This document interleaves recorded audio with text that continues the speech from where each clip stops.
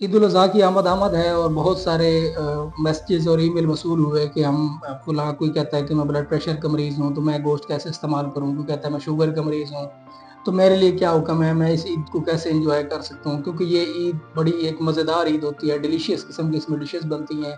हर घर में mutton beef का होता है, कहीं दुम्बा ज़िबा हो रहा होता है और कहीं बकरा ज़िबा हो रहा होता है, कहीं ऊँट की कुर्बानी हो रही होती है तो कहीं गाय की कुर्बानी हो रही होती है।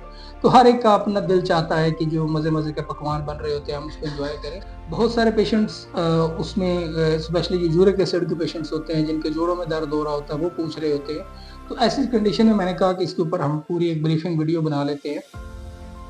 उसमें सबसे पहले तो ये है कि ऐसे तमाम पेशेंट्स जो किसी बीमारी में मुब्तला हैं, जिसमें शुगर है, ब्लड प्रेशर है या दिल के मरीज़ हैं, उनसे ये पहली रिक्वेस्ट ये होगी कि आप चर्बी वाले गोश्त को अवॉइड करें।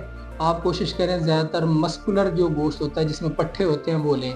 इसके अलावा आर्गन मीट से अवॉइड करना है, जैसे दिल, कलेजी, फेफड़े, गुर्दे, इनकी बजाय आप चाँपों का इस्तेमाल कर सकते हैं, आप रान का इस्तेमाल कर सकते हैं या बाकी जितने भी पट्ठों वाला गोश्त होता है, वो आप इस्तेमाल कर सकते हैं।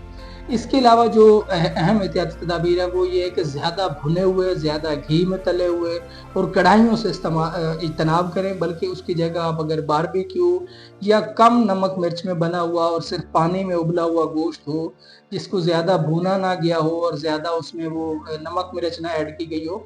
अगर आप ऐसा जैसे चाइनीज़ स्टाइल में जो घी और गोश्त बनाया जाता है, जो घी के बगैर होता है, अगर आप उसको इस्तेमाल करते हैं तो वो आपके लिए सेहतमंद होता है।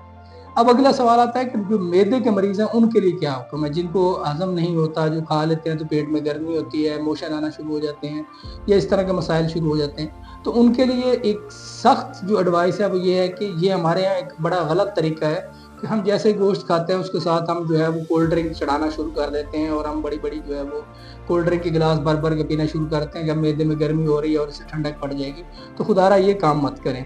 क्योंकि इसके ज़रिए आपकी बदहज़मी जो है वो और बढ़ती है, उसमें गैस जो है वो और बढ़ना शुरू हो जाती है।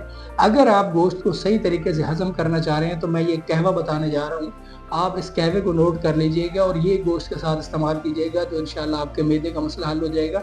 बल्कि मैं ये कहना चाहूँगा कि आपका मैदा जो है वो लक्कड़ हज़म, पत्थर हज़म वाली मिसाल की तरह एक्टिव हो जाएगा। उसमें आपने करना क्या है, आपने एक टुकड़ा अदरक का लेना है, एक टुकड़ा दालचीनी का लेना है, चंद पत्ते जो हैं वो अपने पुदीने के लेने हैं और 1 चम्मच अनारदाना का लेना है। इसका कहवा बनाएँ और इसको बगैर चीनी और बगैर नमक के इस्तेमाल करें। हर खाने के बाद आप ये कहवा इस्तेमाल करें तो इंशाअल्लाह आपको किसी किस्म की बदहज़मी और हॉस्पिटल नहीं जाना पड़ेगा, आप गैस्ट्रो का शिकार नहीं होंगे, बल्कि आपको सही इसमें हज़म करने में मदद मिलेगी।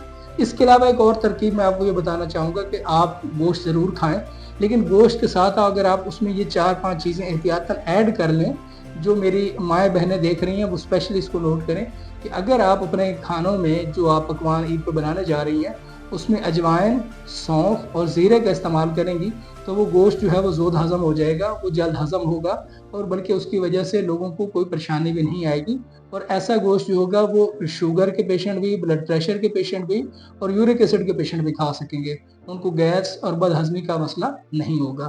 तो ये आज की अहम तरीन वीडियो थी। उम्मीद है आपको पसंद आई होगी। आप अपने दोस्तों के साथ और अपने तमाम रिश्तेदारों के साथ और आप जिनको चाहते हैं कि वो बीमार ना हों, उनसे ज़रूर शेयर कीजिएगा। Thank you.